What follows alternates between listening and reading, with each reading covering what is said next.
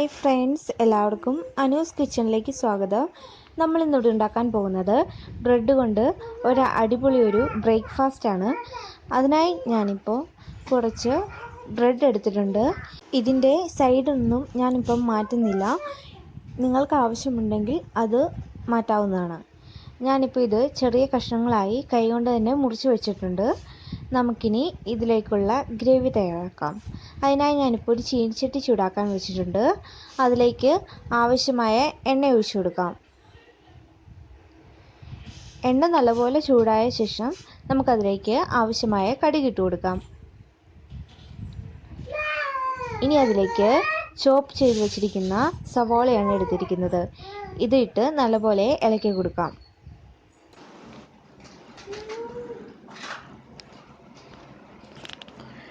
ഇതിപ്പം ഏകദേശം വഴന്നു വന്നിട്ടുണ്ട്. നമുക്കിനി അതിലേക്ക് ആവശ്യമായ പൊടികൾ ഇട്ട് കൊടുക്കാം.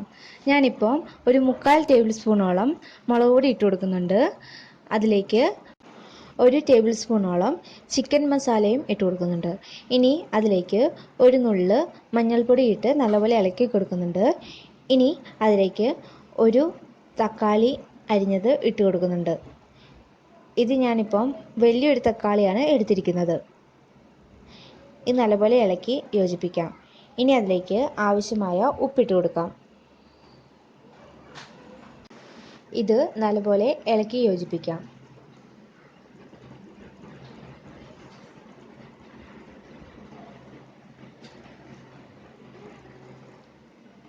ഇതിപ്പോൾ ഏകദേശം വഴന്നു വന്നിട്ടുണ്ട്. നമുക്കിനി അതിലേക്ക് 3 മുട്ട പൊട്ടിച്ചൊഴിച്ചു കൊടുക്കാം.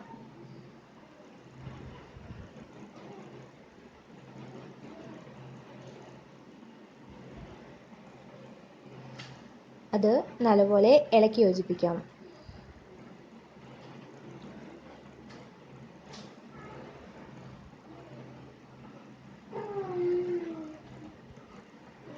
ഇതിപ്പം അതിൽ വെള്ളമെല്ലാം വറ്റി നല്ലപോലെ വഴന്നു വന്നിട്ടുണ്ട്.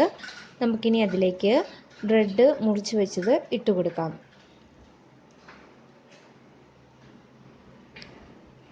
ഇത് നല്ലപോലെ ഇളക്കി യോജിപ്പിക്കണം.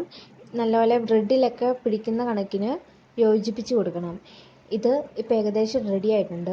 നിങ്ങൾക്ക് ആവശ്യമുണ്ടെങ്കിൽ ഇതിലേക്ക് ഒരു 1/4 ഗ്ലാസ് വെള്ളം ഒഴിച്ചു കൊടുക്കാവുന്നതാണ്. അങ്ങനെ നമ്മുടെ ബ്രെഡ് കൊണ്ടുള്ള ഒരു അടിപൊളി ബ്രേക്ക്ഫാസ്റ്റ് ഇപ്പോൾ റെഡി ആയിട്ടുണ്ട്. നിങ്ങൾ തീർച്ചയായും ഉണ്ടാക്കി നോക്കണം. വീട്ടിൽ പെട്ടെന്ന് ഉണ്ടാക്കിയെടുക്കാൻ പറ്റുന്ന നല്ല ഡിഷാണിത്. നിങ്ങൾക്ക് ഈ വീഡിയോ ഇഷ്ടപ്പെട്ടെങ്കിൽ തീർച്ചയായും ലൈക്ക് ചെയ്യുക, സബ്സ്ക്രൈബ് ചെയ്യുക, കമൻറ്റ് ചെയ്യുക. Thank you for watching.